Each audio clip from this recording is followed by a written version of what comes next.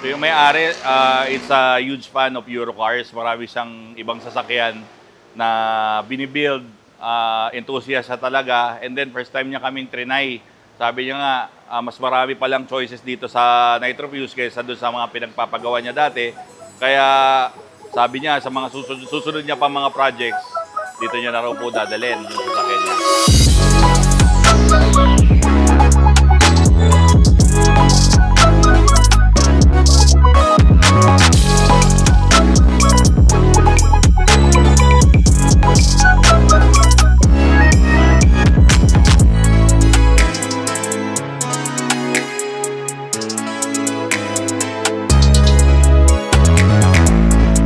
Followers sa Nitro Fuse Garage, si Kuya Ron dito sa shop natin sa Cavite. Meron tayong dumating na kotse ngayon, isang Audi A4. Itong Audi A4 na to, meron siyang unusual design sa exhaust. So first time ko gagawa ng sasakyan na to kasi hindi naman siya frequent na nakikita natin sa kalsada. So kailangan kong pag-aralan kung ano yung design na gagawin namin at saka yung mga components na ilalagay namin.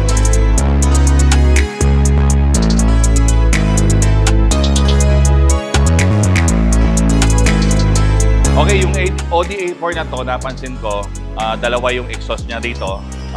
Meron siyang dalawang muffler. Tapos meron na naman siyang parang malaking muffler sa gitna. Ang gagawin nga pala namin dito is cutback system. Ang composition niya, isang mid-pipes dito. Tapos merong muffler dito na considered as resonator. Pero hugis niya muffler talaga, laki. Composition ng muffler dito sa gitna na nakikita ko is merong single inlet. Tapos dual outlet doon sa labas. So, good thing dito sa Nitro Fuse, meron kami mga ganito mga components. Tapos dito, MagnaFlow din. So dito, madali naman kasi single in, single out.